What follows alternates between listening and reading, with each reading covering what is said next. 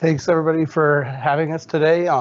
Really big thanks to our hosts at Qualcomm. This is such an awesome setting, inspiring setting for today's conversations.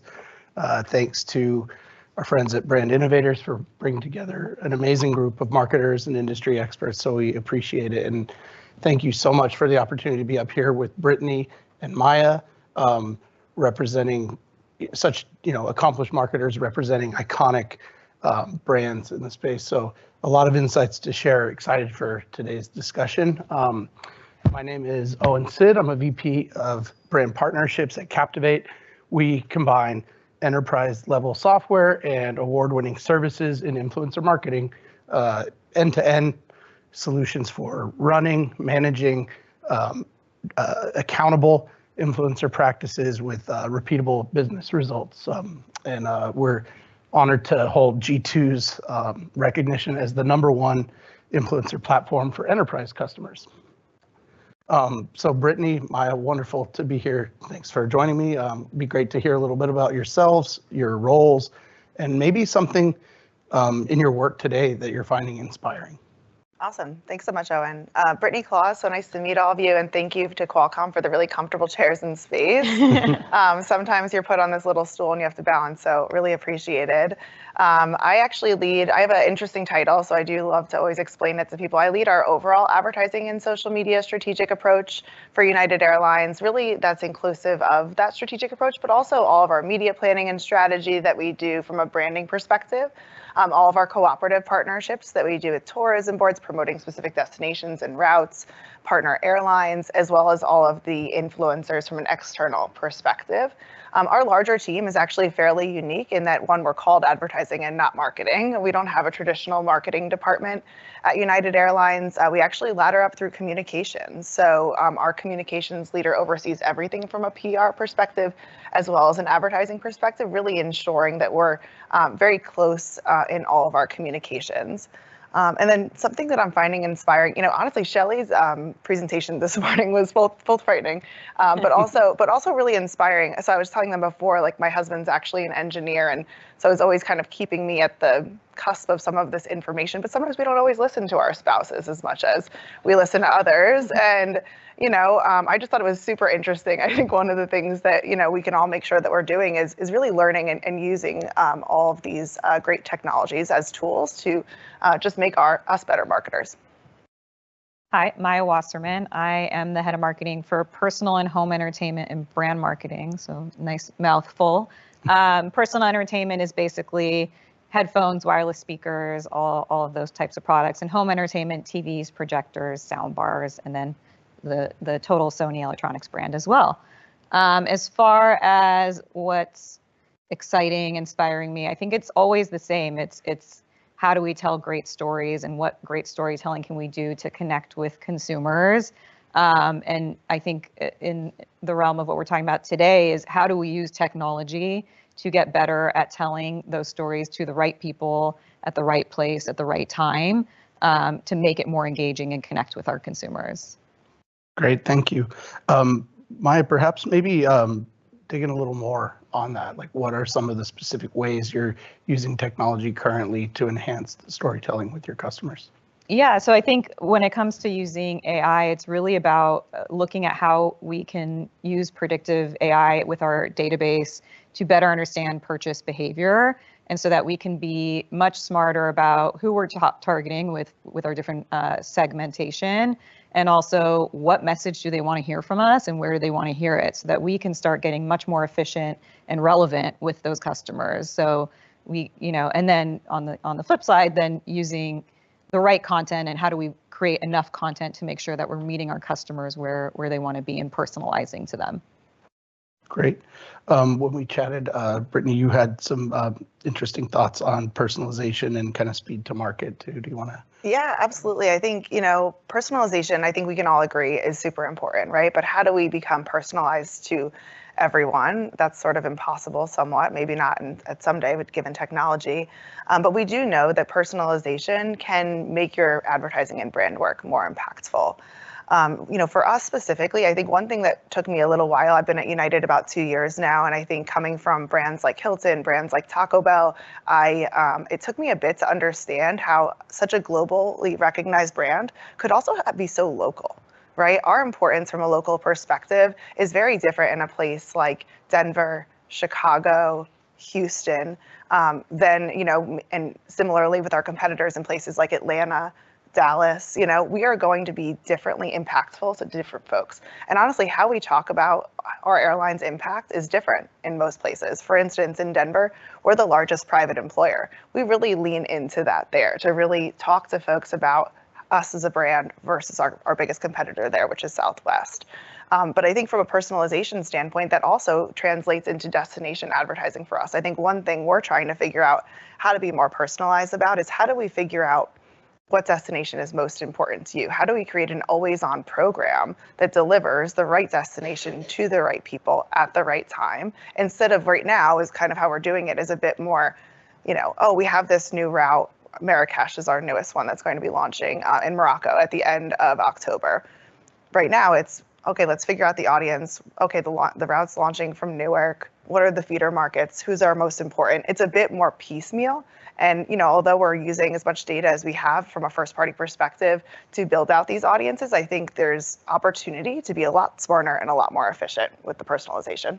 Amazing. And then would love to hear what impact generative AI have had on optimization and performance, and what you're tracking this against. Yeah, I think, and I'll even start at the macro level from a United perspective. I think AI, as Shelley said earlier, is not new technology. I think we've been using AI throughout United, especially since 2020, but really prior to that as well, and how we're communicating. For instance, our app is actually, we really truly believe our app is better than competitors. It's something that we talk about a lot in our advertising, and really how the app is your key to success and getting through the airport more successfully, quicker. We have bag drop shortcut. We have things such as agent on demand. So no longer at United do you have to stand in line and wait for someone or wait on the phone to talk to someone, which could take hours. We've all been there, right? When you're waiting and maybe there's someone that's not so helpful on the other side of the phone.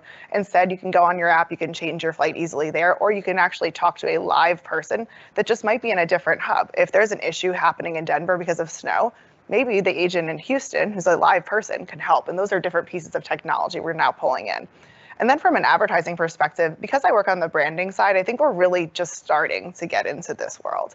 We're testing some partners that are that have their own sort of AI technology to read contextual content. So for instance, for us, why that's super interesting is because say travel is one of the categories that we're interested in. It's certainly not the only category that we're interested in, but what can happen is we can easily get put into an article that's about delays or how horrible Memorial Day travel is going to be, right? That's not a travel place that we want to be. So leveraging some of these technologies can help us show up in the right place. We also see a lot of innovation on the copy side. So, it won't necessarily help us in the real-time culture piece that we like to play into in social, but it will help us with maybe that first iteration or that personalization I was just talking to. How do we have different copy iterations for someone in different markets? Thank you. And Maya, anything you'd like to share? Yeah, I think from a media perspective, we're really working with a lot of our media partners to really test and try different AI. So for example, our Google media campaigns, we're always trying to be involved in betas where we can with those larger platform partners to run campaigns that are using AI on their end from a predictive perspective, but also now everyone's starting to add generative AI options to create more content. We have been running campaigns with Google that utilize AI for efficiency and seeing really great results from them. But part of that is now you need a lot more content so that it can learn and optimize against. So that's always obviously a challenge for companies to create that much content. So we're really excited for now these generative opportunities that we can see how those work together and see how that becomes even more efficient, more relevant, and easier to optimize. So I think for us, it's rather than trying to find our own third-party tools and how do we make generative AI content internally, we're really leveraging our partners at first to see how it works with them and then we'll see how it goes from there. This is also probably where like our legal departments become Yes. our Yes. best friends, Yes. right? Because, although every legal department is going to have a different risk tolerance, right? Like something on TV might be too high of a risk, maybe something on organic social they feel somewhat comfortable with. But yeah, I mean, like, using different voices, using different songs, using different images, it gets to this messy world of what's proprietary. Yes. And ensuring that we're protected in all of those ways is certainly of curiosity to our legal department. Yes, we work hand in hand with legal on all of this. Our best friends. Got it.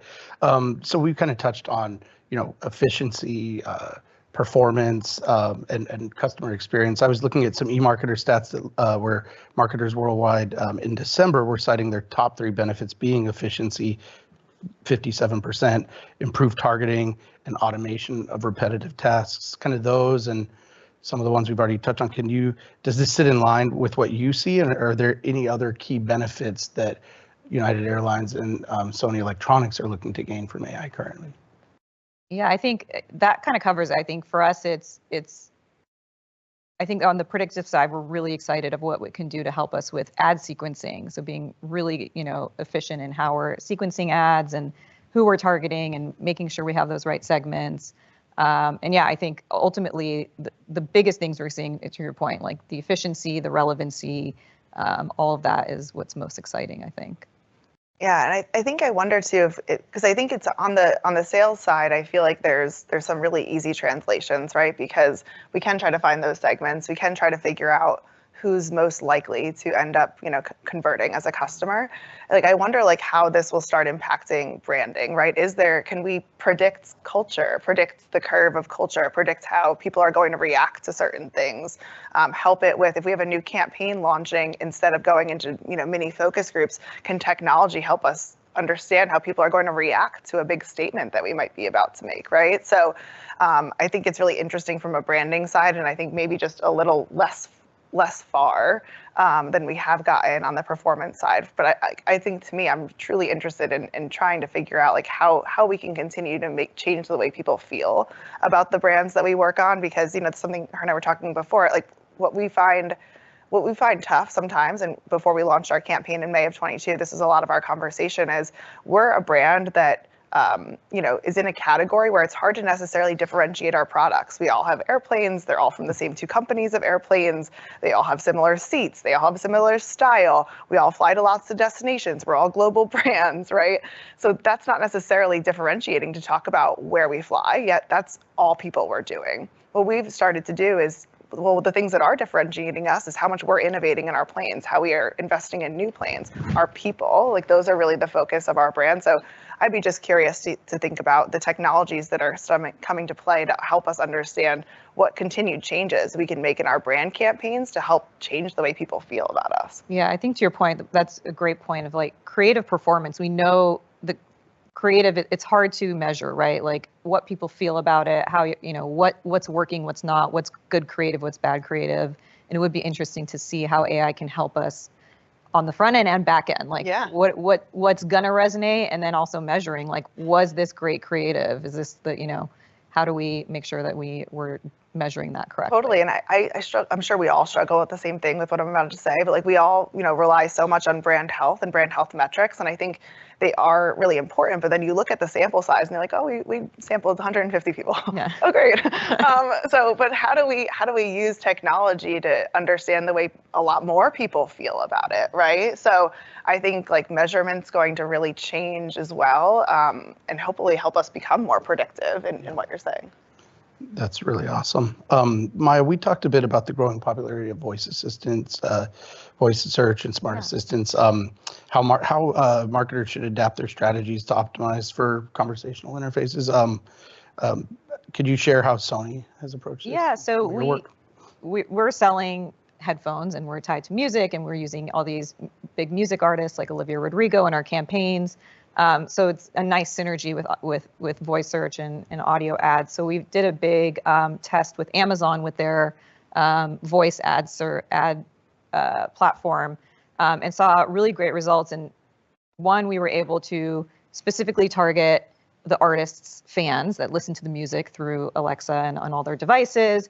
And then from the ad, they were able to add to cart directly. So even though it was an awareness tactic and was really strong at driving awareness for us, we could track all the way down to sales and we're really surprised by the results of how many people actually would add to cart and purchase from an audio ad.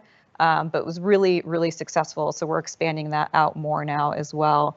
But just a really great opportunity to connect with customers where they're listening to music, where they're having that audio experience, especially as we're selling audio products. So it's really exciting, and I think an area we're going to continue to see more growth in everything from the type of creative to how you target and how you can get people down the funnel. I think there's a lot of opportunity there.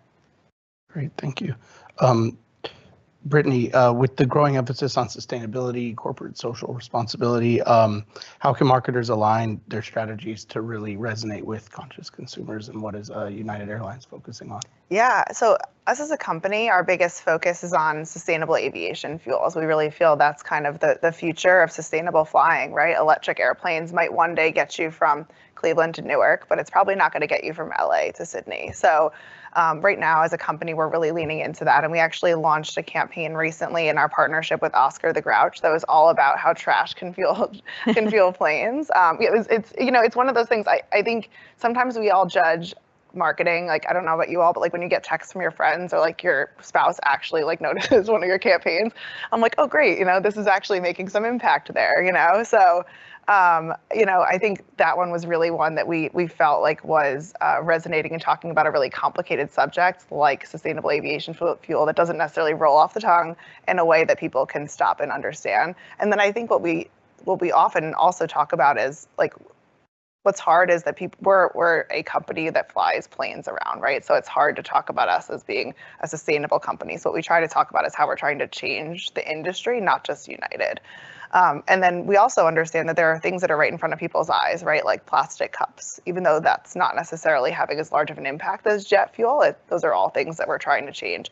And us as an advertising industry, and computer generated items, as we all invest more into digital, and honestly in everything that we do, I think we're working with, so Dentsu's Kara in particular is our partner from an agency perspective, and we really lean on them for their expertise, and they have this new calculator that we're working on and really trying to figure out how do we become a net neutral advertiser eventually? How do we start making progress in that way? And they're really experts in the space, and we've been leaning on them for that. And we're also just looking at different partners, right? There's a lot of partners that are out there that are helping us invest in different ways in media. So how do we say like, okay, if someone clicks and views this whole ad, we'll therefore invest into making something net neutral, right? All things we're trying to do to make sure that we're doing our best to make an impact. And then from a social impact perspective, I think we talk a lot about diversity as a company. We're not a company that has sort of stepped away from this. Like our biggest goal here is how do we diversify the flight deck? It's an industry that is very white. From a pilot perspective. So we have actually opened our own flight school a year ago or a few years ago. I actually just had the first graduating class about a year ago.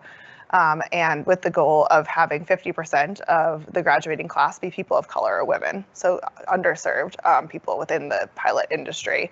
And that's really what we talk about. We actually have a new ad that talks all about diversity. So we're really just not a company who leans out of it in a world where it has become less of a topic somewhat in media and marketing. Thank you. Yeah, I think we saw in our data, especially during COVID, a huge increase in consumers wanting to purchase from brands that align to their values. And we know that sustainability is really important to a lot of people, but I think the key to it is it has to be authentic. You can't just, market one little tiny sustainable thing and expect brand customers to not see through that. So you really have to walk the walk and do it the right way in order for it to really resonate. We have headphones that are made from recycled water bottles. We're always coming up with new materials, new recycled materials that we're using in our products and our headphones. All the packaging is made out of recycled materials. And so everything from the packaging to the product itself is sustainable. Where we also made, as part of it, like with every purchase, a donation to different sustainability organizations. So that is something that we do market, but again, like it has to be real and authentic, I think, for customers to really resonate with it. But it is something that is very important to us. I really agree with you because I think everyone that's out there has some stance on something, right? Like, and there are some of our competitors that talk about, oh, we're going to plant enough trees. And like our CEO, because this is a passion point of his, he's actually like a sustainability passion person. He literally is out there talking to people saying there's not enough area on this earth to plant enough trees. So like that's yes, like people see that and I think people can understand it. So it becomes simple enough that people feel like they're making an impact. But the reality is if that's not truly making an impact, then why say it at all? Right. Back onto AI a little bit. Are there any use cases you've seen within your organizations or marketing at large that have really just blown your mind and or that you see coming down? They're really interesting. Yeah, I think our internal teams are constantly working on the what's next. I'm trying to think of one specific thing that I didn't already mention, but I think we're right now, I think the biggest thing that's happening is how do we get people through security quicker, but safely still, right? So we're testing a lot of pilot programs in partnership with the TSA where, for those of you who might have global entry, you see now when you kind of come back into the US, they recognize your face and you're admitted back in. Those sort of technologies we're hoping will come to all different parts of the airport. So that way, when you are already approved, you can walk through quicker. And because we want to manage those lines, we don't want people waiting for an hour. We don't want, we certainly don't want anyone waiting for that long, but certainly people who have already been approved, already gone through the process with the government. So I think we're always testing and piloting new programs, but always while we want to make sure that we're doing what's best and what is safest. That sounds awesome, but enter your legal teams. Yeah. Oh yeah, I'm very involved, very involved. I think another area that I think is going to really benefit from AI is customer service. I think that there's just so much opportunity to just very quickly understand.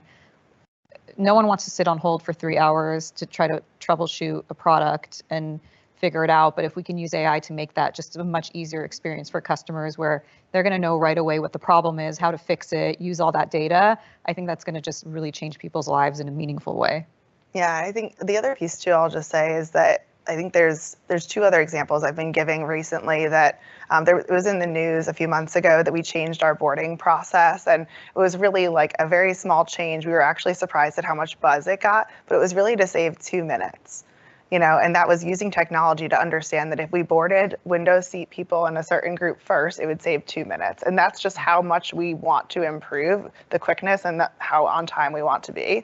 The other one that I've been talking about too is that it's been also very much in the news about family seating and how airlines were charging more for people to sit together as a family, which is not a great experience for anybody. It's not a great experience for the kids, for the parents, for all of the people on the airplane that are now having to be shuffled around, right? So we actually, even though things were going to become law, what we did is we went above and beyond, and we actually worked with our partners in Sesame Street to talk to child psychologists and understand how old can a child actually sit by themselves on an airplane.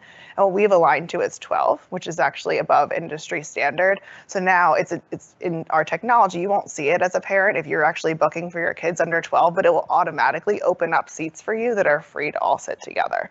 So they won't, like I've actually been talking, like I think we should notify people this so they see how good it is. But I do think it's a technology thing that's happening on the back end. So that way, it's helping out the gate agents. There's not these arguments happening at the gate that why people aren't sitting together. You're not having to move people for the poor flight attendants on the plane. It's helping out everybody. And I think it's these small changes that we're trying to make in technology to ensure that everyone has a smoother experience. That's such a fantastic example.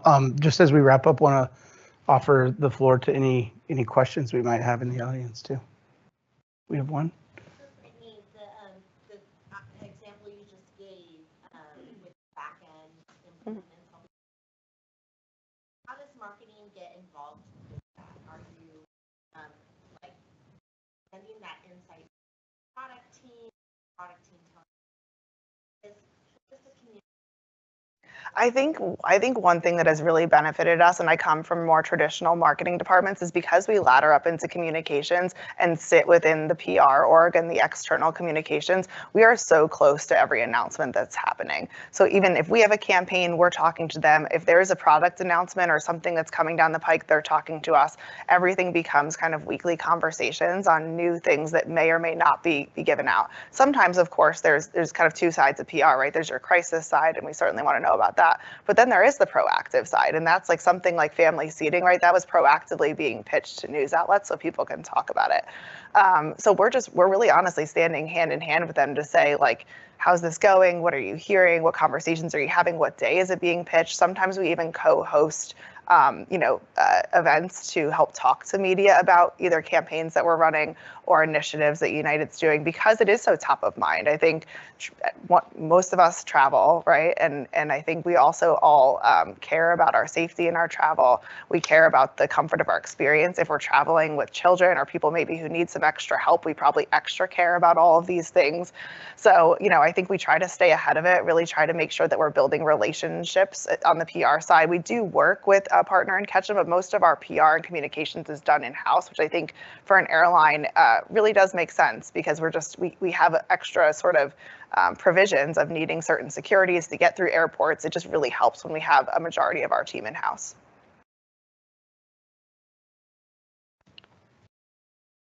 Any more questions? Letting us go easy. Really are. Okay. All right, great. Well, thank you. Yeah. Thank you so much, Owen. Yeah. I Thanks for appreciate having you, us. Brittany. Thanks, Maya. Thanks, everybody. Thank you so much, Brittany, Maya, Owen. Thank you so much. That was really fascinating. I think